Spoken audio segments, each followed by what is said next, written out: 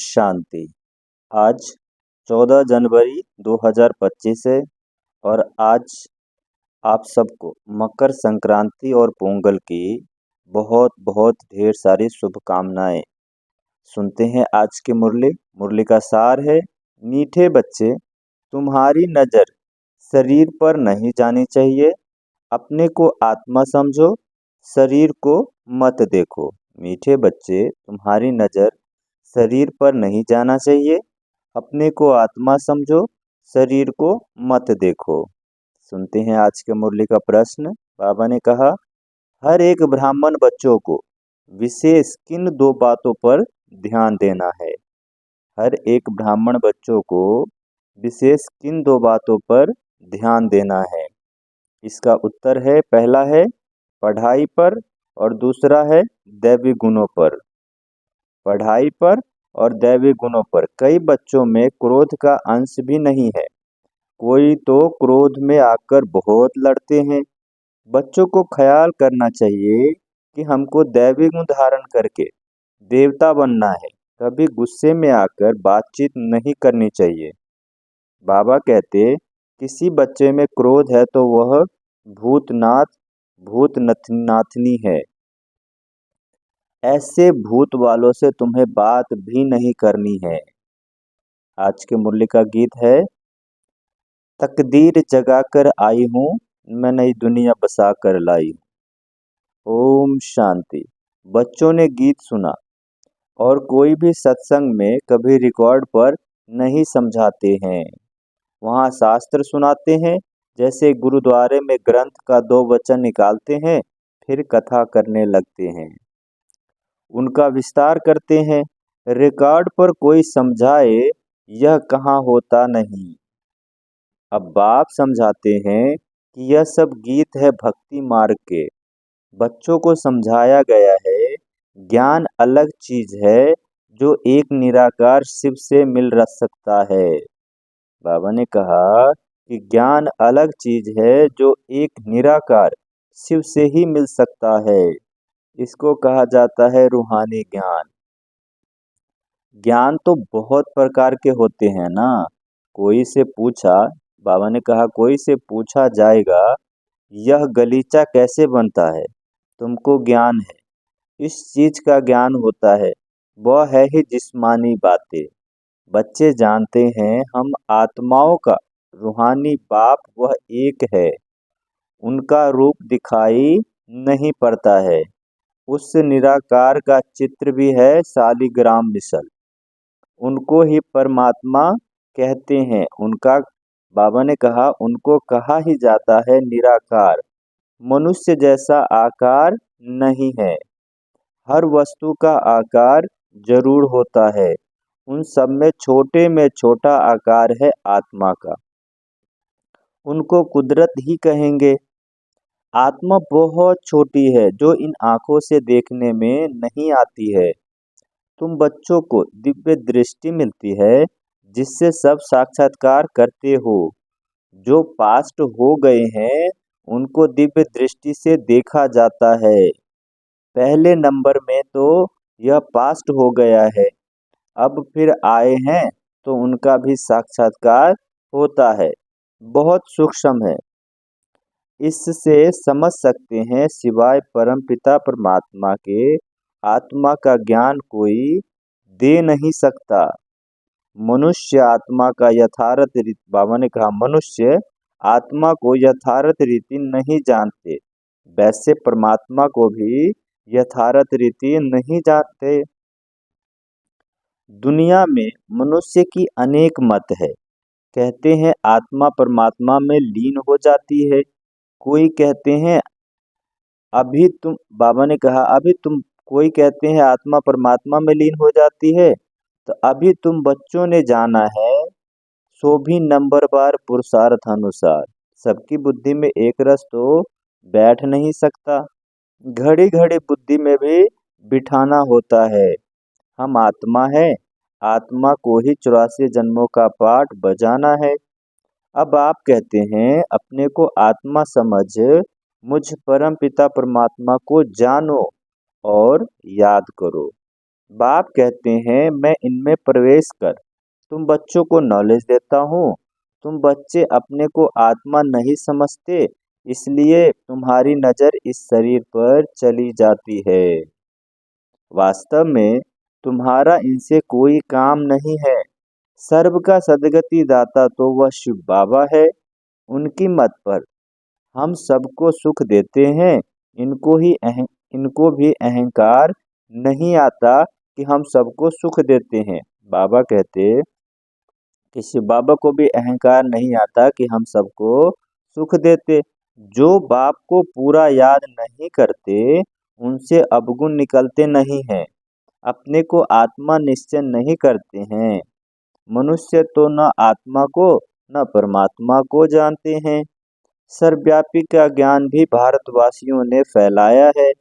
तुम्हारे में भी जो सर्विसेबल बच्चे हैं वह समझते हैं, बाकी सब इतना नहीं समझते हैं। अगर बाप की पूरी पहचान बच्चों को हो तो बाप को याद करे, अपने को दैवी गुण अपने में दैवी गुण धारण करे। शिव बाबा तुम बच्चों को समझाते हैं, यह है नई बातें। ब्राह्मण भी जरूर चाहिए। प्रजापिता ब्रह्मा के संतान कब होते हैं यह दुनिया में किसको पता नहीं है। ब्राह्मण तो ढेर के ढेर हैं, परंतु वह है कुख वंशावली। वह कोई मुख वंशावली ब्रह्मा की संतान नहीं है। ब्रह्मा की संतान को तो ईश्वर बाप से वर्षा मिलता है। तुमको अब वर्षा मिल रहा है। तुम ब्राह्मण अलग हो, वो ब्राह्मण अलग है। तुम ब्राह्मण होते ही हो संगम पर, वह होते हैं द्वापर कलयुग में। यह संगम युगी ब्राह्मण ही अलग है। प्रजापिता ब्रह्मा के ढेर बच्चे हैं। भल हद के बाप को भी ब्रह्मा कहेंगे क्योंकि बच्चे पैदा करते हैं, परंतु वह है जिस्म की बात। यह बाप तो कहेंगे सब आत्माएं हमारे बच्चे हैं। हम तो बाबा ने कहा यह सब हमारे आत्माएं बच्चे हैं, तुम हो मीठे मीठे रूहानी बच्चे। यह किसको समझाना सहज है। शिव बाबा को अपना शरीर नहीं है। शिव जयंती मनाते हैं परंतु उनका शरीर देखने में नहीं आता है। बाकी और सबका शरीर है। सब आत्माओं का अपना अपना शरीर है। शरीर का नाम पड़ता है, परमात्मा का अपना शरीर ही नहीं, इसलिए उनको परम आत्मा कहा जाता है। उनकी आत्मा का ही नाम शिव है। वह कभी बदलता नहीं। शरीर बदलते हैं तो नाम भी बदल जाते हैं। शिव बाबा कहते मैं तो सदैव निराकार परमात्मा हूँ। ड्रामा के प्लान अनुसार अभी यह शरीर लिया है। बाबा ने कहा कि ड्रामा प्लान अनुसार अभी ब्रह्मा का शरीर लिया है। सन्यासियों का नाम बदलता है ना, गुरु का बनते हैं तो नाम बदलता है। तुम्हारे भी नाम बदलते हैं, परंतु बाबा ने कहा आत्माएं एक शरीर छोड़ जब दूसरा शरीर लेती है तो नाम रूप बदलता है। लेकिन शिव बाबा तो सदैव परमात्मा है। उनका अपना शरीर नहीं, इसलिए उनका नाम सदा शिव है। परंतु कहाँ तक नाम बदलते रहेंगे। कितने भागंती हो गए जो उस समय थे उनका नाम रख दिया, अब नाम नहीं रखते हैं। किसी पर भी विश्वास नहीं है।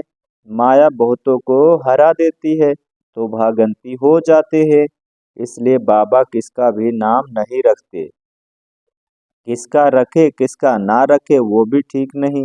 परंतु बाबा ने कहा परंतु यथार्थ रीति हमारे होते थोड़े ही हैं। बहुत हैं जो वारिस बनने के राज को भी नहीं जानते हैं। बाबा के पास मिलने आते हैं परंतु वारिस नहीं है। विजय माला में नहीं आ सकते।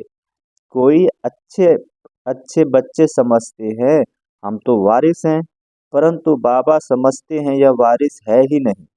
वारिस बनने के लिए भगवान को अपना वारिस बनाना पड़े।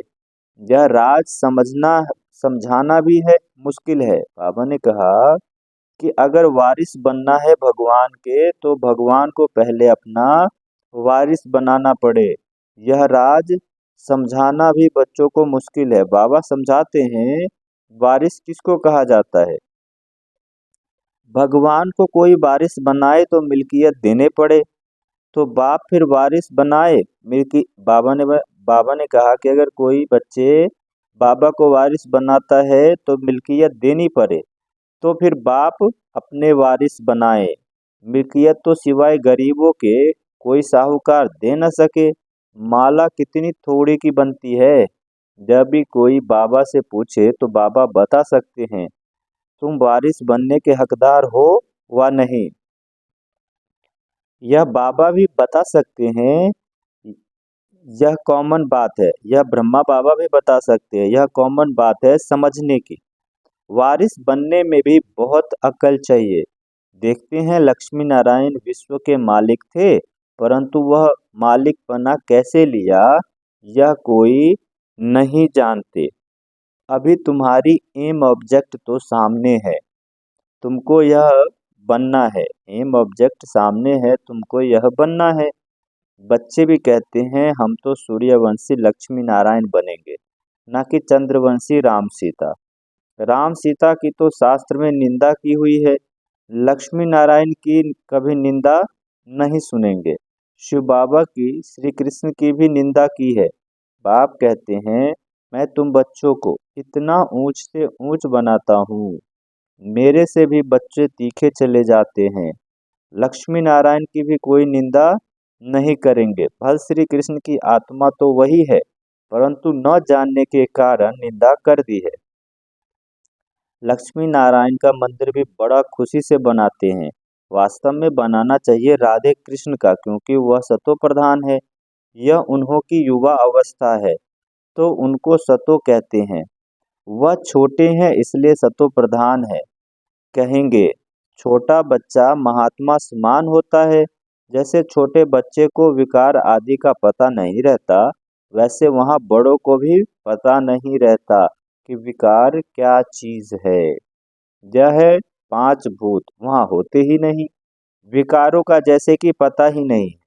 इस समय है ही रात, काम की चेष्टा भी रात को ही होती है।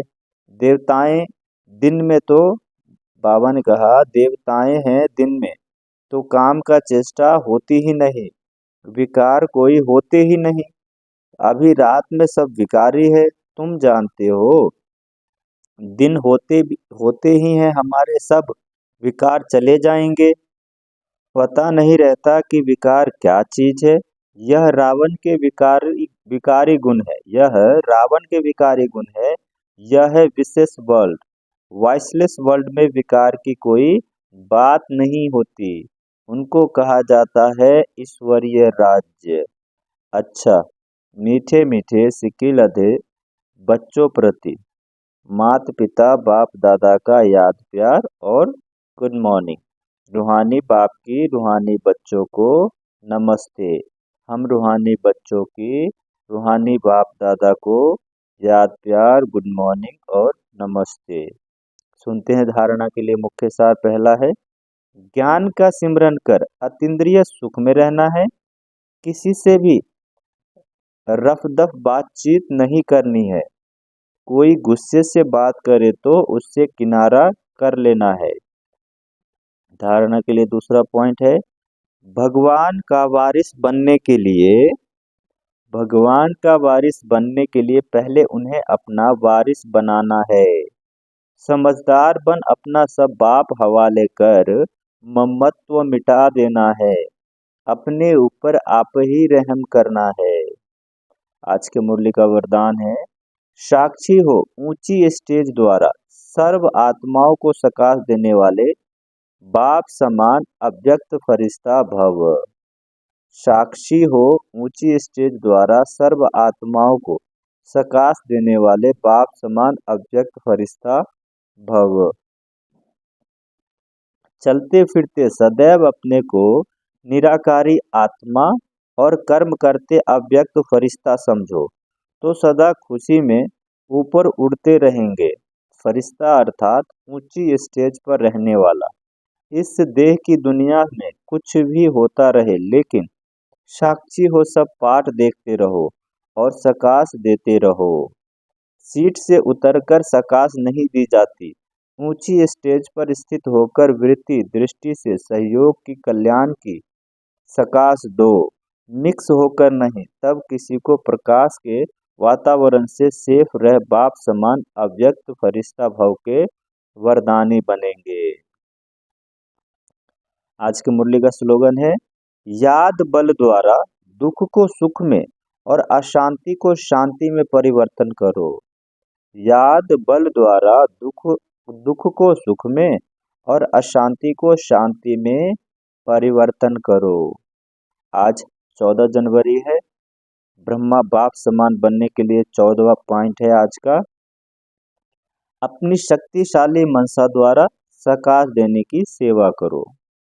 अपनी शुभ भावना, श्रेष्ठ कामना, श्रेष्ठ वृत्ति, श्रेष्ठ वाइब्रेशन द्वारा किसी भी स्थान पर रहते हुए मनसा द्वारा अनेक आत्माओं की सेवा कर सकते हो। इसकी विधि है लाइट हाउस माइट हाउस बनना। इससे स्थूल साधन, चांस व समय की प्रॉब्लम नहीं है, सिर्फ लाइट माइट से संपन्न बनने की आवश्यकता है।